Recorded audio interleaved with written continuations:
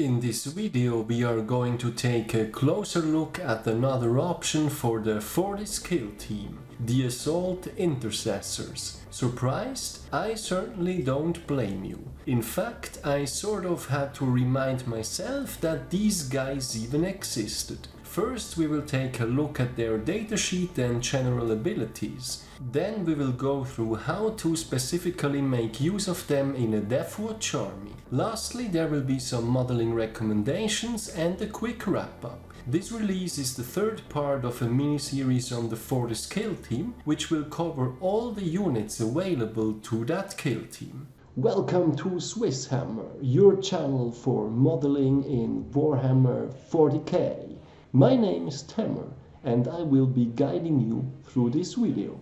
Looking at their datasheet, they come with the default Intercessor stats, or for Deathwatch, perhaps more importantly, now in 9th edition and Firstborns getting boosted to 2 wounds, they come with the same profile as the Deathwatch Veterans, minus a bit of leadership. The one advantage the Assault Intercessors have going over both Intercessors and the Deathwatch Veterans is that they are priced 1 point cheaper at 19 points. This makes them the cheapest troops choice available to the Deathwatch at 95 points, followed by the regular Intercessors as well as Deathwatch Veterans with the standard bolt gun and chainsword, both priced at 100 points. The Assault Intercessors come with a fixed loadout, the heavy bolt pistol and the Astartes chainsword. The Sergeant has some additional pistols and close combat weapons available, though with him being the best out of the squad, thanks to the extra attack, I would not take the plasma pistol, and even though the Thunderhammer would be nice as such, its price tag of 20 points is incredibly expensive, especially when compared to the Deathwatch Veteran squad, having it available at 12 points. Both the Power Fist and the Power Sword are a more reasonably priced upgrade, even though even these two are slightly more expensive when compared to the war gear of the Deathwatch Veterans. For keywords, they get Core, Intercessors and Assault Intercessor Squad, with the latter being relevant for Stratagems. Speaking of which, for Stratagems, they are of course primaries, and therefore get access to the popular Transhuman as well as Genrod Might. Because of their Assault Intercessors keyword, they get access to the Untitled Chapter stratagem, which is what is left of the Fight Twice that was incredibly broken back in 8th edition. They could also be deployed through Teleport Strike by using the ever popular Teleportarium stratagem. With the basics covered, how can we best use them in the Deathwatch? Due to the Deathwatch being able to take them as their own squad, as well as including them in a Fortis Kill Team, the question is of course which one is better. If we take them as the standard Assault Intercessor squad, they are a troops choice. In fact, as previously mentioned, they are the cheapest troops choice available, though Deathwatch is not really the kind of army where troops are being seen as attacks, thanks to our kill teams. The squad can hold up to 10 models, with the Assault Intercessor Sergeant being the best of the bunch, thanks to his extra attack and access to a bunch of slightly overpriced war gear. In comparison, if we include them in the Fortis Kill Team, they are also a troops choice. We can take up to 5 of them without access to the Sergeant,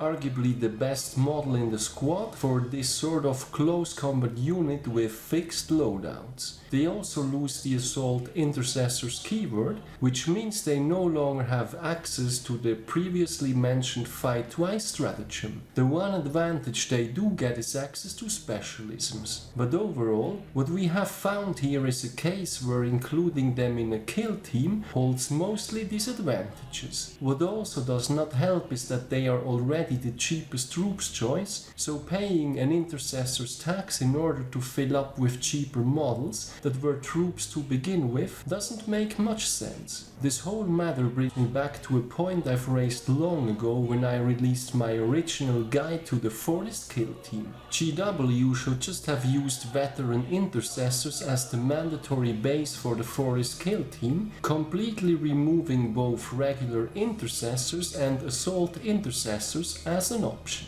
If I were to include assault intercessors in a Deathwatch army, which I really don't recommend doing, I would always run them as their own squad. In the past, I have heard some people make a case for combining Honor of the Chapter and Brotherhood of Veterans to turn them into close combat monsters at the steep cost of 4 CP, but personally I cannot help thinking that they would just fill that role much better in a melee-oriented chapter. Deathwatch is not exactly known for an abundance of CP either. We also have the luxury of Deathwatch Veterans, which I think are just plain better and more useful overall, not to mention they unlock access to the Fortis Kill Team. While I had not seen Assault Intercessors in any tournament lists for a very long time, much to my surprise, and which partly inspired me to do this video, they did in fact show up at the big ACO tournament. Keith Stevener ran 2 Fortis Kill Teams with 5 Assault Intercessors in each, but kept them at the bare minimum, aka no specialisms or anything like that. I'm not sure why exactly he included them in his list. If anything, I would have just used them as regular Assault Intercessors, at least then he would have gotten the Sergeant out of it. Either way, he scored accordingly, ending up on rank 213 out of 255, so pretty much at the bottom. I have covered this tournament and all Deathwatch lists in more detail in a previous video, the link is in the description. As I already concluded there, I assume that this choice was primarily based on what models he had available rather than anything else. I will come to that in just a moment though. All in all, I think that Assault Intercessors are better used in more close combat oriented chapters such as Blood Angels or Black Templars. If I were to use them in the Deathwatch, I would use them as the regular Assault Intercessor squad for something like combining Fight Twice and Brotherhood of Veterans, but as previously mentioned, this is incredibly CP heavy for an army that already struggles in that regard.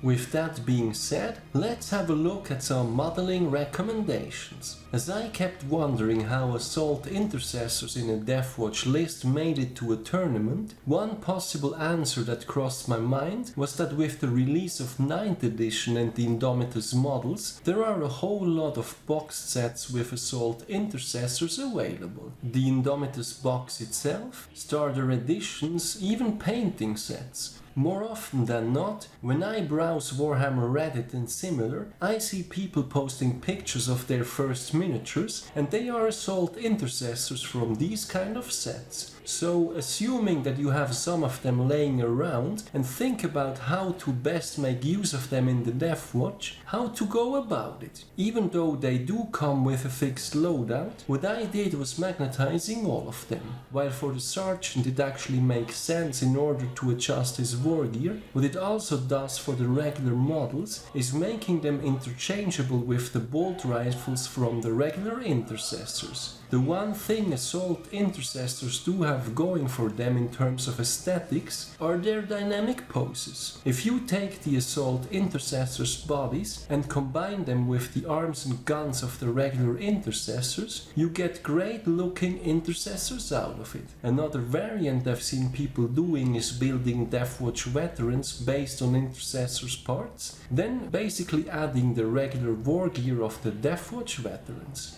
Either of these are great ways to make use of any Assault Intercessors you might happen to have laying around. Through the use of magnets, I also like to have the option to be able to actually play them as Assault Intercessors in case a future FAQ or even edition would suddenly make them competitive again. To wrap things up, while the Assault Intercessors are the cheapest troops choice available to the Deathwatch and can also be added to a Fortis Kill Team, they struggle to find a place due to fierce competition from the Deathwatch Veterans and the Kill Teams themselves. rocking the same stats as the Deathwatch Veterans, Assault Intercessors come with a fixed loadout, and the war gear options exclusive to the Sergeant are overpriced when compared to what the Deathwatch Veterans get. When adding them to a Fortis Kill Team, the Assault Intercessors get access to specialisms, but by losing both their Sergeant as well as access to the Fight Twice stratagem, they end up being in a worse position compared to simply running them as their own Assault Intercessor squad. If we were to do the latter, we could probably get something done by combining the mentioned Fight Twice stratagem with Brotherhood of Veterans, but I personally think that the already limited CP available to the average Deathwatch list is better spent elsewhere. All in all, I think we conclude this video by saying that Deathwatch Veterans are just a better choice overall.